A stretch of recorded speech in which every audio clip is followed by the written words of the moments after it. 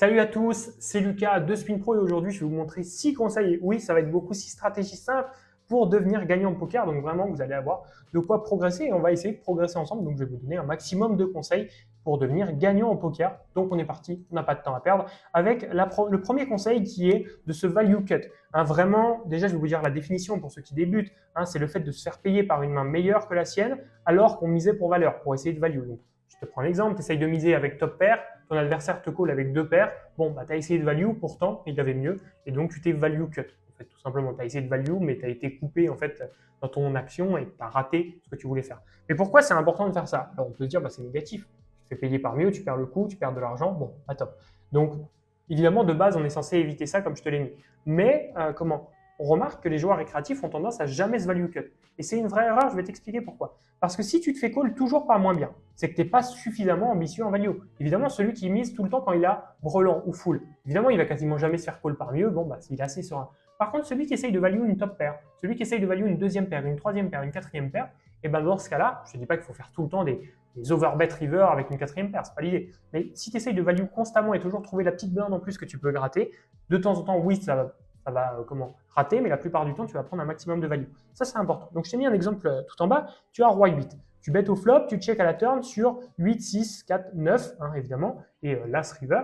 Et ben, si tu as bête au flop, donc ce qui est assez logique, tu avais top pair. Ton adversaire t'a pas raise. Bon, on peut se dire qu'il n'a pas un bon 8 dans tous les cas. Il a certainement soit un mauvais 8, soit un 6, soit un 4, soit un tir. Sur ce 9, ton adversaire, il check, donc il n'a pas grand-chose certainement, et sur cet as, il check encore. Donc les as, il les aurait misés, les 9, il les aurait misés, les 8 meilleurs, bah, c'était as 8, mais du coup, il l'aurait relancé plus tôt aussi, certainement, il aurait relancé au flop.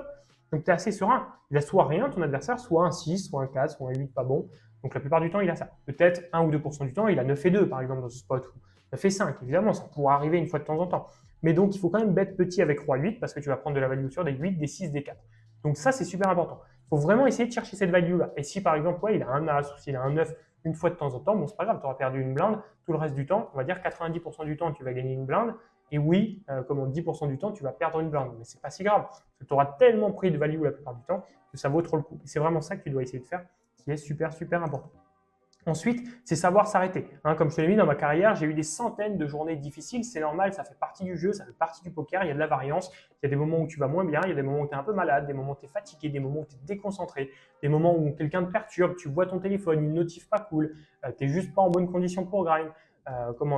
Le run sur le CEV est pas bon, donc tu as beaucoup de setup.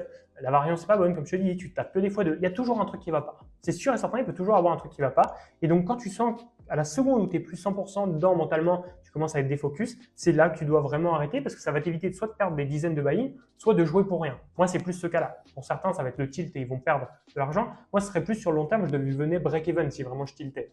Donc, c'est pas pertinent parce que juste, je suis pas là pour jouer alors que je gagne rien. Donc, il faut vraiment être toujours focus, évidemment, dans une bonne session, ce qui arrive 90% du temps, on est d'accord. Mais il y a 10% du temps, vaut mieux couper plutôt que perdre du temps et bon, profiter justement de ces moments-là pour travailler son jeu, essayer de progresser, reprendre confiance et le lendemain, tout déchirer sur l'étape. C'est vraiment l'objectif que tu dois avoir. C'est comme ça que tu auras de meilleurs résultats. Donc, apprends à savoir t'arrêter. Et même, je le dis, c'est vrai que j'essaie toujours de trouver le moment pour le placer, mais c'est important. Si tu es perdant pour l'instant, bon, essaye de progresser si ça te plaît le poker, etc. Mais surtout, essaye d'apprendre aussi à t'arrêter. Et ne pas perdre beaucoup d'argent, etc. Il faut vraiment que tu joues avec tes moyens, de faire attention. Vous connaissez toujours la phrase qui est importante, jouer comporte des risques, mais vraiment, c'est super important. Donc, quand vous voyez que ça ne va pas, vous perdez en 20 centimes ou en 50 centimes, ne montez pas de limite, ça ne sert à rien. Soit arrêtez, soit allez jouer en play monnaie, soit jouer en 20 centimes, parce que bon, si vous jouez en 20 centimes, en réalité, vous n'allez jamais vous mettre dans des galères financières. Donc, c'est pour ça que ça me dérange moins. Donc, vraiment, restez en basse limite, c'est super, super important. Ne vous dites pas, je vais jouer en 50 euros, ça va bien se passer. Ça ne se passe jamais bien. Si ça se passe bien, vous allez en reperdre la semaine d'après, parce que vous allez retilter pareil, et là, pour le coup, ça se repassera mal. Donc, il n'y a aucune chance que ça se passe bien sur le long terme. Donc, ça n'a aucun intérêt. Soyez discipliné là-dessus, c'est important que vous soyez gagnant ou perdant. Voilà. Ensuite, un autre conseil, c'est un reg check raise un board à doublette. Donc, je vais vous faire l'exemple pour que vous compreniez, parce que pour certains, c'est du chinois ce que je viens de dire. Donc, l'exemple, tu as 5-5 au bouton. Ton adversaire te call en big blind. OK, classique. Le flop, 9-9-3. Tu décides de bet et un joueur régulier, donc un joueur compétent, je le dis parce que c'est un joueur récréatif, c'est différent, il décide de trade sur 9-9-3. Donc, tu as décidé de ses bêtes et il trace. Et bien là, c'est un call ultra facile parce que ton adversaire ne raise jamais un 9. Les règles en basse limite, ils ont vraiment peur. Ils veulent toujours trap, etc. Et ils ont peur de raise un 9 ici. Alors que de base, ils devraient le faire. Mais la plupart du temps, ils ont peur de le faire. Donc, ils vont beaucoup raise leur 3 pour protéger. Par contre, des neufs, ils ont peur. Donc, c'est pas qu'ils ont peur, mais c'est qu'ils ont peur de te faire fuir. Alors, du coup, ils vont toujours décider de call. Et donc là, vraiment, tu peux même réfléchir à shove, et ça serait même pertinent, je pense, parce que ton adversaire, et c'est même pas je pense, je le suis sûr, parce que ton adversaire va raise roi 3, as 3, dame 3, valet 3, 10 et 3 peut-être. Et toutes ces mains-là, il est prêt à les call contre un tapis. Et ça, c'est super, super intéressant, parce qu'à toutes ces mains-là, tu vas pouvoir lui prendre une tonne. Évidemment, on ne parle pas des règles qui sont en 50 €, des règles qui sont en 20 €, des règles qui sont en 100 €, etc. Eux ont la compétence, évidemment, de raise des neufs et de savoir fold si un joueur moins bon qu'eux décide de shove au flop. Mais voilà, c'est quand même important de prendre ça en compte. Et qu'en basse limite, voilà, par exemple, en 5 €, la plupart des règles vont raise un 3, mais ils ne vont pas raise un 9. Donc faites attention à ça, c'est super, super important de votre côté. Et en plus de ça, en plus haute limite, ils vont raise aussi des bluffs. Et en basse limite, les règles ne vont pas raise un bluff ici, ils ne vont pas raise, par exemple, j'en sais rien, 10 et 4 suité, etc., si vous avez tendance à trop miser. Bref, là, on va un peu plus loin dans le concept, mais c'est juste pour vous dire que les règles n'ont pas tendance en basse limite à raise des brelans sur un flop comme celui-ci. Donc voilà, vous pouvez être assez serein avec 5-5 dans ce spot, c'est quand même important de le dire parce que beaucoup de joueurs se trompent et surestiment les mains de leur adversaire. Ça, c'est un truc intéressant, c'est que si votre adversaire donc bet plus de 30% du temps, c'est un truc qui arrive, il y a des joueurs qui font que donc bet, comme je vous l'ai mis, c'est assez commun en basse limite, n'hésitez pas à call avec presque toute votre range. Pourquoi? Parce que si vous touchez, vous allez pouvoir les laisser spew, et dans tous les cas, vous avez la cote, l'avantage de range, etc. C'est des concepts un peu plus difficiles, peut-être dans un premier temps, mais je peux vous assurer, si vous voulez bien vous défendre contre eux, c'est pas en foldant tout parce que vous n'avez rien. C'est plutôt en décidant de call. Quand vous avez une bonne main, laissez spew, ou si vraiment ils sont passifs après, les bluffer directement si vous avez une main moyenne même, si vous voyez qu'ils abandonnent, c'est que certainement ils n'avaient pas grand-chose, etc., etc. Mais c'est pas en décidant de tout fold que vous allez bien vous adapter. Donc faites attention, vous pouvez, dès que vous voyez qu'il y a un mec donc bet plus de 30% du temps, vous savez que vous pouvez call quasiment toute votre range, même sur As 5-2, un 7 et 9 peut être devient un call évident, surtout si vous avez un backdoor flush draw, là encore plus. Donc voilà, ça c'est important à prendre en compte. Dans ces spots-là, je sais que c'est un petit peu plus compliqué pour certains, mais c'est important de ne pas se laisser faire dans ces spots-là parce qu'un donc bet doit être entre guillemets puni, donc soit avec des raises, même si ce n'est pas ce que je vous encourage à faire le plus, des raises ça va être plus compliqué, mais par contre call beaucoup, c'est important. Ensuite, je vais vous donner le meilleur conseil de votre vie, vous n'allez peut-être pas penser que c'en est un si bon, mais vous allez voir que c'en est un vraiment super bon. Vous devez travailler votre jeu. Beaucoup trop de joueurs pensent que c'est magique, que le poker ça s'apprend en 5 minutes et qu'on peut réussir. Oui, on peut réussir vite, mais ça demande énormément de travail sur une courte période. C'est juste ça la réalité. C'est qu'il y a du travail. Et donc, oui aussi, c'est important de le dire, c'est plus facile de devenir joueur de poker pro que de devenir médecin, etc. Où là, ça demande des années, vous ne pouvez pas passer autrement. Au poker, oui, on peut devenir pro en 2-3 mois, c'est vraiment jouable, honnêtement, si vraiment vous mettez tout en place et vous travaillez comme des fous. On parle de travailler 10 heures par jour, on ne parle pas de travailler 5 minutes par jour, évidemment. Il faut trouver aussi un juste milieu quand même. Et donc, du coup, c'est quand même accessible de devenir pro. C'est vraiment pas inatteignable, loin de là. Et même, je dis 10 heures par jour, je pense que ça peut être un peu moins. Mais bon, bref, peu importe. Mais il faut quand même avoir conscience qu'il faut bosser beaucoup. Et donc, j'entends souvent cette phrase-là. Ça, c'est vraiment un truc que je vois trop souvent et que j'ai reçu des tonnes de fois. Et ça, c'est un vrai message que j'ai reçu. J'ai commencé un challenge en spin, comme ça, je vois si j'ai le niveau et si oui, je bosse mon jeu. Ça ne peut pas fonctionner. Je vais vous prendre un autre exemple. On va reprendre un exemple d'un boulanger. J'aime bien cet exemple-là tout le temps.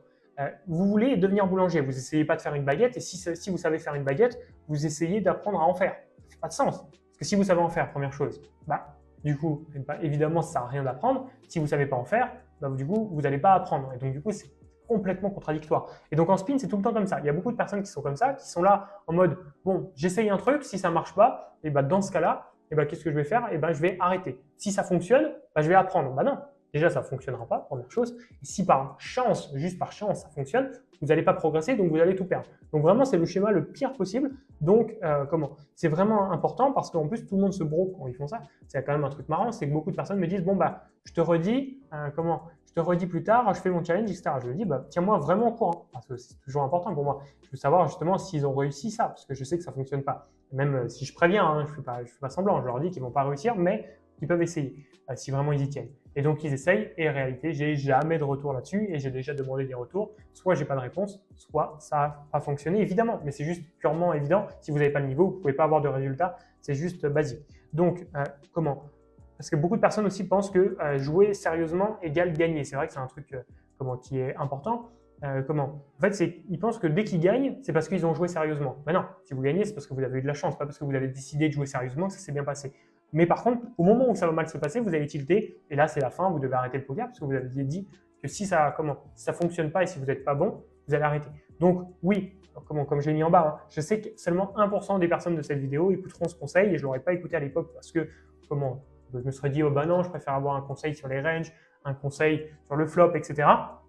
Mais ça, c'est plus important. Si j'arrive à créer le déclic chez même 1%, même 0,1% des joueurs qui vont voir cette vidéo, qui est de travailler votre jeu, c'est vraiment le truc le plus primordial pour vraiment vous faire réussir. Donc vraiment, pensez à bosser votre jeu, même si c'est un petit peu chaque jour, vous allez avoir des résultats si vous faites ça. Si vous espérez juste en jouant avoir des résultats de manière magique, ça ne fonctionnera pas. Vous êtes contre des joueurs qui passent leur vie, pour certains en 5 et en 10 euros, et même en 20 euros. Bon là, c'est vraiment qu'ils passent leur vie vraiment à bosser leur jeu constamment, à faire ça toute leur journée. Vous ne pouvez pas espérer, en arrivant comme ça sur l'étape du jour au lendemain, être aussi bon qu'eux. C'est impossible. C'est vraiment l'équivalent d'aller sur un terrain de foot avec Messi, Ronaldo et de se dire, bon, peut-être sur un malentendu, ça passe. C'est complètement impossible. Donc faites attention à ça quand même globalement.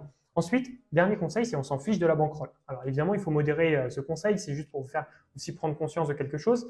La plupart des gens qui perdent plus de 100 buy-in, c'est vraiment à cause du tilt. 90 à 95%, je vous dis ça, mais je pense que c'est même quasiment 99%, parce que en fait, en réalité, les joueurs ne perdent pas parce qu'il y a une variance trop difficile et juste, bon, bah, ils n'ont vraiment pas de chance, ils font partie des 1% les plus malchanceux et ils perdent tout. Non, la réalité, c'est qu'ils font partie des, je sais pas, des 20% les moins chanceux sur une courte période, hein, donc ce qui arrive à tout le monde, hein, évidemment. Sur 1000 games, bon, bah oui, il y a toujours 20% de moins chanceux, ça va vous arriver si vous faites 5000 games, ça va vous arriver une fois. Et quand les gens arrivent dans cette période-là, ils tiltent, ils montent de limite, ils explosent toute leur bankroll.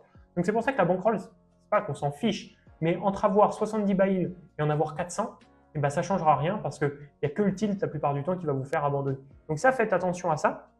Vous devez, bon, certes, avoir une bankroll assez confortable quand même, mais vous devez surtout travailler sur votre discipline et votre mental pour ne pas monter les limites, pour ne pas tilt, etc. Ça, c'est beaucoup plus important que se dire, bon, bah, j'ai 150 buy-in, tranquille. Bah non, parce que si vous êtes perdant, ça ne fonctionnera pas. Si vous tiltez, ça ne fonctionnera pas. Donc, soyez ultra rigoureux avec ça. Et encore une fois, faites attention à votre argent et aux sommes que vous jouez. C'est super important, surtout si vous êtes perdant ou si vous ne savez pas votre niveau. Si vous n'avez pas de tracker, par exemple, il y a de grandes chances que vous soyez perdant pour la plupart. Ce n'est pas grave, vous pouvez progresser et vous allez réussir, sans aucun doute si vous êtes motivé. Par contre, faites attention en attendant, c'est important. Voilà, pour ceux qui veulent progresser, justement, qui veulent savoir la meilleure roue, peut-être la bankroll qu'il va vous falloir, l'objectif de combien vous allez pouvoir gagner, quel objectif vous devez vous fixer, et du coup le plan d'action pour faire entre 500 € en tant que complément de revenu et 2000 € par mois en tant que salaire joueur professionnel. Pour atteindre cet objectif-là avec un plan d'action clair, ça se passe sur spinpro.fr. Vous l'écrivez soit dans votre barre de recherche, soit le lien est dans la description. C'est ça qui va vraiment vous aider à progresser au poker. Donc si vous êtes motivé, vraiment foncez sur ce lien. Vous allez pouvoir progresser très rapidement au poker et avoir toutes les bases pour débuter et justement atteindre vos objectifs. De mon côté, je vous conseille de mettre un petit like et de vous abonner si vous voulez plus de vidéos de ce style. Ça m'encourage à en faire plus, je vous l'ai déjà dit, mais aussi comment pour moi c'est vraiment cool d'avoir de voir qu'il y a un soutien et ça vous permet aussi pour vous d'avoir de plus en plus de vidéos où je vous donne des conseils. Donc n'hésitez pas. De mon côté, je vous remercie et je vous dis à plus. Ciao!